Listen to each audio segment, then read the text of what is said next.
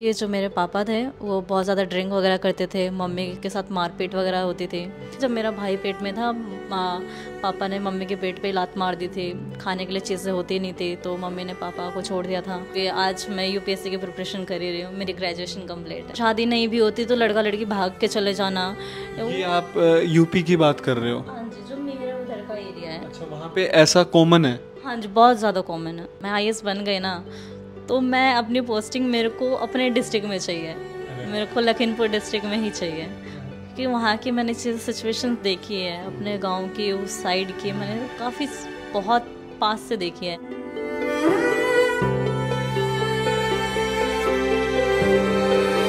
Hello everyone, welcome to our channel. सबसे पहले तो आप लोगों का बहुत ज़्यादा शुक्रिया कि आप लोगों ने हमारी वीडियोस को इतना ज़्यादा प्यार दिया है। तो आइए आज हम सुष्मिता की कहानी सुनते हैं कि ऐसी क्या मजबूरी थी कि उन्हें यहाँ का रुख मोड़ना पड़ा और यहाँ का उनका सफ़र कैसा रहा है। हेलो सुष्मिता। Hello sir. तो आप मुझे बताइए कि ऐसा क्या हुआ कि आपको अपना घर छोड़ना पड़ा और आप यहाँ पर आ गए और फिर यहाँ से आपका सफ़र मायका में। मैं बचपन से एनजीओ में रह रही हूँ। जब मैं 6-7 साल की थी तभी मैं दिल्ली आ गई थी, और वो इस वजह से क्योंकि जो मेरे पापा थे वो बहुत ज़्यादा ड्रिंक वगैरह करते थे, मम्मी के साथ मारपीट वगैरह होती थी। तो मम्मी को वो चीज़ वो भी चीज़ हुई कि जब मेरा भाई पेट में था पापा ने मम्मी के पेट पे लात मार दी थी। खाने के लिए चीज़ें होती नहीं थी तो मम्मी ने पापा को छोड़ दिया था। हम ननिहाल में रहते थे तो नानी वगैरह भी इतना सपोर्ट नहीं करते थे, कि उस तरफ से भी बहुत मतलब मामा मौसी नानी ये सब बहुत गालियाँ देते थे कि तुम हम पे बोझ हो, ऐसे रहते हो, सारी चीज़ें। तो उनकी वजह से कि मम्मी ने मेरे को यहाँ एनजीओ में भेज दिया था। तो मैं बचपन से एनजीओ में थी। पहले मैं किसी और में थी, पहले झंडे वालन में एक एनजीओ है कत्यानी बालिका आश्रम करके, पहले मैं वहाँ रहती थी। 10 साल मैंने वहाँ कंप्लीट की, मेरी 10th वहाँ से कंप्लीट हुई। उसके बाद मैं किसी और एनजीओ में चले गई, वहाँ से 10th एंड 12th कंप्लीट की। देन मैं यहाँ पे अभी आपके पापा मम्मी दोनों हैं? मम्मी ने अभी सेकंड मैरिज किया है। मम्मी ने सेकंड मैरिज की है। तो जब मम्मी ने सेकंड मैरिज की तो उन्होंने आपको नहीं रखा? मेरे वो फाइनेंशियल बहुत ज़्यादा प्रॉब्लम थी। जब मैं 10th क्लास में थी तब मम्मी ने शादी की, तो मैं वैसे भी नहीं जाना चाहती वहाँ। तो क्योंकि वो एरिया भी बहुत बैकवर्ड है, वहाँ पे इतने फैसिलिटीज़ वगैरह भी नहीं है, और वहाँ का जो इन्वायरमेंट है काफ़ी ख़राब है, कि छोटे छोटे बच्चे बहुत जल्दी शादी कर लेते हैं, भाग के चले जाते हैं, कम एज में बच्चे प्रेग्नेंट हो जाते हैं। वो सारी चीज़ें बहुत ज़्यादा होती है हमारे उधर, तो वैसे भी नहीं जाना चाहती उधर। कौन से एरिया से हो आप? यूपी जो स्टेट है उसमें लखीमपुर डिस्ट्रिक्ट उस साइड से। अच्छा, आप मेरे को ये बताइए कि आपने अपनी मदर का पार्ट बताया, और आपके फादर इस टाइम पे कहाँ पे हैं और क्या आपका उनसे कोई कांटेक्ट है? मेरे फर्स्ट फादर से तो कोई कांटेक्ट नहीं है। मुझे उनका फेस तक याद नहीं है कि वो दिखते कैसे हैं। मैंने उन्हें कभी नहीं देखा, बचपन में देखा तो मेरे को उतना पता नहीं है, उसके बाद से कभी नहीं। और जो अभी सेकंड फादर है, क्या कभी उन्होंने आपसे बात किया? आपकी मदर अभी कभी भी बात नहीं करते हैं आपसे? नहीं, बात होती है, डेली होती है, बट जो वो सपोर्ट करना चाहते हो वो हो नहीं पा रहा है, क्योंकि फाइनेंशियल बहुत वीक बैकग्राउंड से हूँ मैं। अच्छा, दोनों जो आपके अभी नए फादर हैं और जो मदर हैं दोनों वीक बैकग्राउंड से फाइनेंशियली? हाँ जी, उतना सपोर्ट नहीं कर सकते। अच्छा, फिर आप जब यहाँ पे आए तो आपको कैसा लगा यहाँ पे आके, और आप अपनी इस टाइम पे क्या एजुकेशन आप की क्वालिफ़िकेशन है और क्या आप बनना चाहते हो? ओके, तो मैं जब यहाँ पे आई थी तो मेरी ग्रेजुएशन चल रही थी, तो मेरा फर्स्ट ईयर ही था। तो यहाँ पे मेरे को इसका बारे में ऐसा पता लगा। मैं पहले जिस एनजीओ में रहती थी वहाँ पे ना एक प्रिया नाम की लड़की रहती थी, तो उससे मेरी एक दिन ऐसे बात हो रही थी, तो मुझे पता नहीं था ये एवब 18 के बच्चों को भी रखते हैं। मैं 18 कंप्लीट हो चुकी थी, लाइक मेरी होप थी ही नहीं कि मेरे को ऐसा कोई एनजीओ मिलेगा जो मुझे रख सकेगा आफ्टर 18 के। तो मैंने उससे बात की, देन उससे ऐसे मजाक में बोल दिया भाई मेरे को भी रख लेना, मेरे को भी आना है ऐसे करके। तो कहती है आ जाओ दीदी, कोई दिक्कत नहीं है। मैंने कहा है यार तू झूठ बोल रही है क्या? कह रही नहीं मैं सच बोल रही हूँ, आप आना चाहते हो ना तो आप आ सकते हो, कोई दिक्कत नहीं है। मैंने कहा लाइक कुछ तो प्रोसेस होगा, जब हम CWC के अंडर में जाते हैं तो बहुत लंबा प्रोसेस चलता है, कि बच्चे का ये डॉक्यूमेंट्स होना चाहिए, वो डॉक्यूमेंट्स होना चाहिए, ये क्यों नहीं, बहुत सारी चीज़ें होती है। अच्छा, इसमें मैं एक बार आपको इंटरप्ट कर रहा हूँ, सॉरी। आप मेरे को ये बताइए कि क्या ऐसी कोई भी एनजीओ नहीं है जो 18 साल से ऊपर की लड़कियों को रख रही है? मैंने तो अभी तक कहीं नहीं देखा। इसके अलावा मैंने कहीं काफ़ी सर्च किया, जब मैं एनजीओ से निकली थी आफ्टर 18, काफ़ी चीज़ें देखी कि मेरे को कहाँ रखे जा सकती हूँ, लाइक मेरे को कहाँ पे शेल्टर मिल सकता है, कहीं नहीं मिला। तो ये ना बहुत ही स्ट्रेंज चीज़ मैंने सुनी है यहाँ पे कि आप लोगों को भी नहीं पता होगी ये बात कि अगर लड़की जो भी अनाथ आश्रम में रह रही है वो सिर्फ 18 साल तक रह सकती है। हमारे देश में ऐसी कोई संस्था नहीं है जो लड़कियों को 18 साल के बाद रख रही है। और ये अपने आप में बहुत स्ट्रेंज चीज़ है कि सपोज़ करो कोई लड़की किसी एनजीओ में रह रही है और वो 18 साल की हो गई, तो इसका मतलब क्या है कि गवर्नमेंट के रूल के अकॉर्डिंग वो लड़की वहाँ नहीं रह सकती है, उसे अब खुद से आगे बढ़ना पड़ेगा। और यहाँ पे ये एक ऐसी एनजीओ है जहाँ पे 18 साल से ऊपर की लड़कियों को भी रखा जाता है। इवन अगर कोई जो औरत है जिसकी शादी हो रखी है, उसके बच्चे हैं, उनके पति उन पर हाथ उठाते हैं, ड्रिंक करके उन्हें मारते हैं, वो खुश नहीं अपने ससुराल में, उनके ससुराल वाले उनको परेशान करते हैं, उनको भी शेल्टर प्रोवाइड किया जाता है। और आप जाके गूगल पे सर्च कर सकते हैं, ऐसी ये इकलौती एनजीओ है। जब मैं यहाँ पे आई थी तो मेरे जो अविनाश भैया उनसे बात हुई थी, उन्होंने मेरे से पूछा क्या है बैकग्राउंड, क्या है, क्या कर रहे हो, क्या करना चाहते हो। तो मैंने भैया को सारी बात बताई कि मैं ऐसे ऐसे मैंने चीज़ें कंप्लीट की है और ऐसे लाइफ में चीज़ें हुई है, तो मैं यूपीएससी करना चाहती हूँ और मुझे आईएएस बनना है। तो उस टाइम में भैया ने कभी मना नहीं किया कि भाई नहीं। उस टाइम में भैया ने फुल सपोर्ट किया कि मुझे लगा भैया ऐसे बोल रहे हैं। लोगों का होता है कि हाँ, जब लोगों को सिंपैथी चाहिए ना तो दे देते हैं, कोई बात नहीं भाई, तेरे को ये चीज़ करनी है, ठीक है हम कराएंगे। काफ़ी आईएएस वगैरह से बात भी कराई, मेरे डॉक्यूमेंट्स थे वो भी लाइक चेक वगैरह किया कि हाँ, क्योंकि मेरे पास एसटी का कोटा है तो उसका वो सर्टिफिकेट था वो भी चेक किया। तो मुझे लगा चलो कोई बात नहीं, अभी तो ग्रेजुएशन चल रही है, भैया ने ऐसे बोल दिया होगा। मेरी कॉलेज की फ़ीस मैं डी सत्यवती कॉलेज से मैंने अपना ग्रेजुएशन कंप्लीट किया है, बीए पॉलिटिकल साइंस ऑनर्स है। तो उसमें भी मतलब मेरे को हर दिन का किराया, मेरा यहाँ पे से टिफ़िन पैक होता था। मेरी कॉलेज की फीसेस, और होता है कॉलेज में बच्चा जाता है तो फिर कभी कभी इधर उधर घूमने का भी मन करता है, तो उसके लिए भी मेरे को सारे पैसे वगैरह जो भी चीज़ चाहिए होती थी सारी चीज़ें प्रोवाइड होती थी यहाँ से। लेकिन मैंने सोचा भी नहीं था कि चीज़ें ऐसी होगी। और जब मैं यहाँ पे फर्स्ट टाइम आई थी, मैंने फर्स्ट टाइम ऐसी चीज़ें देखी थी। पूरा एक रूम होता है, उसमें वॉशरूम अटैच्ड होता है, क्योंकि मैं जिस एनजीओ में रहती थी वहाँ ऐसा कुछ नहीं था।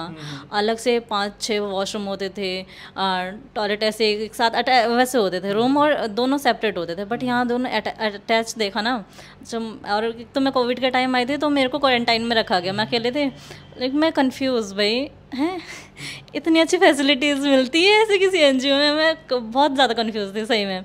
वॉशरूम में जा रही हूँ, वॉशरूम यूज़ करना है तो चेक कर रही हूँ कैमरे तो नहीं है। मैंने काफ़ी चीज़ें चेक की, लाइक मैं बहुत डरी हुई सी थी कि भाई इतनी अच्छी चीज़ें कैसे मिल सकती है किसी ऐसे एनजीओ में, वो भी।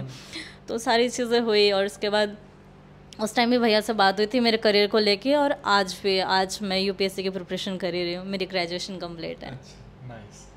अच्छा, एक चीज़ मैं आपसे बैकग्राउंड के बारे में पूछना चाहूँगा कि जिस जगह से आप आते हो, जैसे वहाँ पे आपने बताया कि वहाँ का माहौल अच्छा नहीं है, तो मैं एक आपसे बहुत ही थोड़ा सा कठिन सवाल है जो पूछने जा रहा हूँ कि अगर आप आज यहाँ नहीं होते तो आप अपनी लाइफ को कैसे देखते हो? कि आपको कुछ नहीं पता कि 18 साल तक आप किसी एनजीओ में रहे हो, वहाँ से आपका कोई आसरा नहीं था, तो आप अपनी लाइफ को यहाँ नहीं होते तो आप कैसे देखते हो?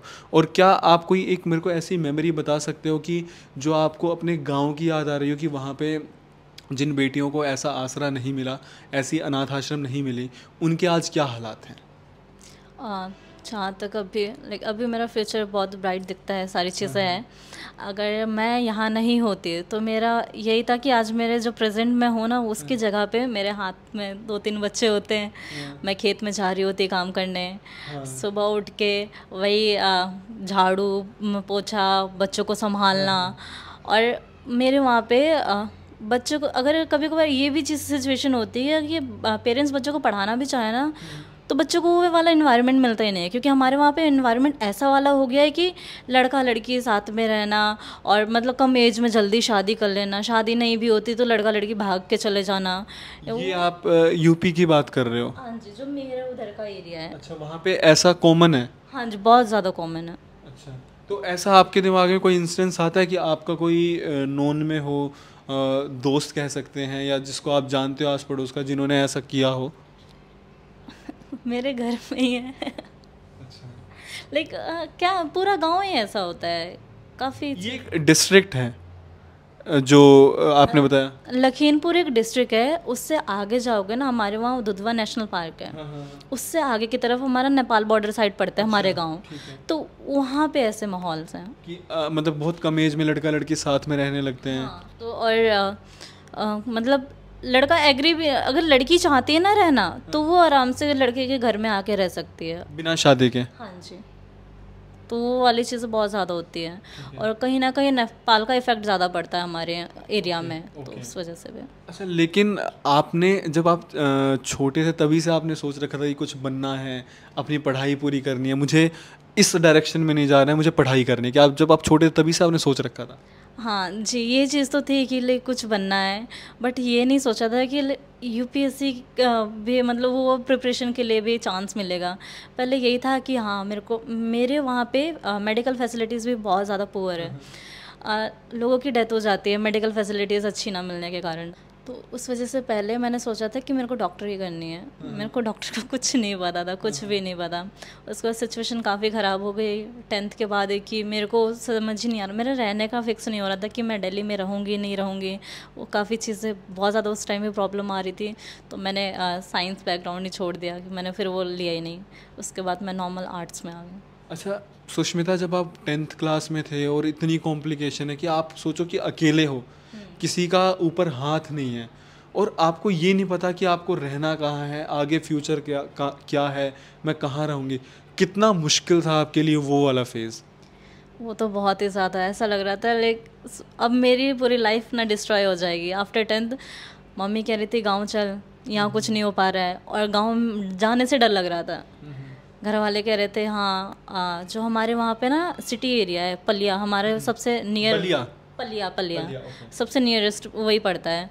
कह रहे हैं वहाँ पे पढ़ा देंगे, लखीमपुर भेज देंगे, और ये सारे एरिया ना हमारे इधर के बच्चों से भरे हुए हैं। तो पूरा माहौल ख़राब हो रखा है। अब लाइक वो ना सोच के डर लग रहा है कि तेरे फ्यूचर का क्या होगा सुष्मिता, अब तू तो गई, वो सारी चीज़ें दिमाग में आ रही हैं। काफ़ी CWC के जाके मैंने उनसे रिक्वेस्ट भी की। एक मैंने वो एक होम है मतलब CWC के उससे ही चलता है, तो मैंने वहाँ पे भी जाके बोला, उनके CWC से भी जाके बात की। उन्होंने कंडीशन रख दी कि हम तुम्हारी बेटी का एडमिशन तो करेंगे, बट मेरी मम्मी को उनके ऑफिस में काम करना पड़ेगा। उन्होंने ऐसी कंडीशन रख दी, और उन्होंने बोला रहने वहने की सारी फैसिलिटीज़ प्रोवाइड की जाएगी। और जब उन्होंने रहने का बताया ना, तो उन्होंने एक शेल्टर का नाम लिया था, और उस एरिया में हम जाके पूछ रहे ना कि ये शेल्टर कहाँ पड़ता है, तो कह रहे वो पागल खाना। लाइक आई वॉज शॉक्ड, हैं मैं अपनी मम्मी को पागल खाने में रखूँगी। तो उस टाइम मैंने सोच लिया कि नहीं भाई कोई बात नहीं, मेरी पढ़ाई ख़त्म हो जाएगी, कोई नहीं, कोई दिक्कत नहीं, जहाँ पढ़ाना है पढ़ाएंगे, पढ़ लूँगी, बट ये वाली चीज़ नहीं करने वाली कि कोई इंसान कह रहा है वो पागल खाना है। ऐसे ऐसे नेगेटिव चीज़ें सुनने में आ रही थी। इस टाइम पे अब आपको कैसा लगता है, जो पिछले ये 2 से 3 साल आपकी ज़िंदगी में बीते हैं, अब आपको कैसा लगता है? और जो आपने गोल सोच रखा है, क्या आपको लगता है कि यार अब मैं इतने करीब पहुंच गई हूँ, अब मैं उसे कर सकती हूँ? हाँ, अब लगता है कि मैं अपना गोल अचीव कर सकती हूँ, और मैंने ये भी डिसाइड कर रखा है अगर मैं IAS बन गई ना, तो मैं अपनी पोस्टिंग मेरे को अपने डिस्ट्रिक्ट में चाहिए, मेरे को लखीमपुर डिस्ट्रिक्ट में ही चाहिए, कि वहाँ की मैंने सिचुएशन देखी है, अपने गांव की उस साइड की मैंने काफ़ी बहुत पास से देखी है। और कभी कभी मैं घर वैसे जाती नहीं, बहुत रेयर जाती हूँ, चाहती भी हूँ ना तो घर वालों के मुंह से सुनती हूँ उसके साथ ऐसा हो गया, उसको मेडिकल फैसिलिटी नहीं मिली, उसके साथ वैसा हो गया, एजुकेशन की फैसिलिटी नहीं है, उसके साथ ऐसा हो रहा है, बच्चे पढ़ नहीं पा रहे। वो सारी चीज़ें देख के ना लगता है कुछ करना है। जी। अभी तैयारी कैसे चल रही है आपकी? अभी बहुत अच्छी। अभी कोचिंग लेते आपको कितना टाइम हो गया? अभी 1 महीना। 1 महीना हुआ है, लेकिन अब तैयारी अच्छे से कर रहे हो। मैं बस आपको इतना कहूँगा, अपनी तैयारी आप जी जान लगा के करना, ठीक है? जो आपने गोल सोचा है वो आप अचीव ज़रूर करोगे। मैंने ये भी सोचा है कि जब मेरा सिलेक्शन हो ना, तो मुझे स्वीट होम के नाम से जाना जाए। लाइक बैकग्राउंड में होना चाहिए कि हाँ एक अनाथालय की लड़की ने अपना मतलब हाँ वो चीज़ चाहते हैं, और उसके साथ अविनाश भाई का नाम तो होगा ही। सो ये आपने जर्नी सुनी सुष्मिता की। बहुत ही कम लोग ऐसे होते हैं जिनकी परिस्थितियाँ उनके बिल्कुल विपरीत होती हैं, लेकिन वो हार नहीं मानते हैं। वरना जो आज का हमारा यूथ है ना, पता है वो कितनी छोटी छोटी बातों पे डिप्रेशन में आ जाता है। यार मेरा ब्रेकअप हो गया, यार वो मेरे से बात नहीं कर रही है, ओ यार मैं तो ना कल एग्ज़ाम है। लोग डिप्रेशन में आ जाते हैं, गोलियां खा रहे हैं क्योंकि कल पेपर है, उन्होंने कुछ तैयारी नहीं कर रखी और उनको टेंशन हो गई है। तो हमें ना इन कहानियों से बहुत कुछ सीखने को मिलता है। जी हाँ, इसके पीछे मिस्टर अविनाश जैन जो कि फाउंडर हैं माइका के, उनका भी बहुत बड़ा हाथ है। वो यहाँ पे ना जितने ये डाइवोर्स के केसेस आते हैं उनकी काउंसलिंग करते हैं। अभी तक उन्होंने 5,000 से ज़्यादा यहाँ पे महिलाओं को, लड़कियों को रखा है। उनमें से ना जाने उन्होंने हज़ारों केस सॉल्व किए हैं। यहाँ पे जो मतलब कई बार ऐसा होता है कि महिलाएं घर से, उनकी लड़ाई हो गई, उनके जो ससुराल वाले हैं उन्हें वो अच्छे से रख नहीं रहे हैं, तो वो यहाँ पर जब आ जाती हैं और जब उनके पति उनको लेने आते हैं तो बैठ के दोनों पार्टीज़ को समझाया जाता है, मेल को भी समझाया जाता है, फीमेल को भी समझाया जाता है। और कई परिवार यहाँ से बसे भी हैं, अब वो आपस में खुश भी हैं, जो अविनाश जैन जी ने काउंसलिंग की है। मेरी आप लोगों से ना बस एक छोटी सी रिक्वेस्ट है कि आपने सुष्मिता की कहानी सुनी, ऐसे ही यहाँ पे 150 लोग रह रहे हैं, जिसमें छोटे बच्चे भी हैं, छोटी लड़कियाँ हैं, बड़ी लड़कियाँ हैं, महिलाएं भी हैं। मैं बस आप लोगों से इतनी रिक्वेस्ट करता हूँ कि आप लोग यहाँ पर आइए, अपने बर्थडे सेलिब्रेट करिए, अपनी एनिवर्सरीज़ इन बच्चों के साथ, इन महिलाओं के साथ सेलिब्रेट करिए, ताकि इनको भी अच्छा लगेगा। अपनी सैलरी का एक छोटा सा हिस्सा आप डोनेट करिए, ताकि इन लोगों की लाइफ, इन बच्चों की लाइफ और ज़्यादा बेटर हो पाए, हम इन्हें और अच्छी फैसिलिटीज़ प्रोवाइड कर पाएँ। आई होप आज की वीडियो आपको पसंद आई होगी। मेरी बस इतनी रिक्वेस्ट है आपसे, जितना ज़्यादा हो सके इस वीडियो को आप लोग शेयर करिए। भले ही आज आपके लिए इस वीडियो का कोई यूज़ ना हो, पर क्या पता आपका शेयर किसी एक ऐसे इंसान के पास इस वीडियो को पहुँचाते जिसकी उसे बहुत ज़्यादा ज़रूरत है इस माइका की। धन्यवाद।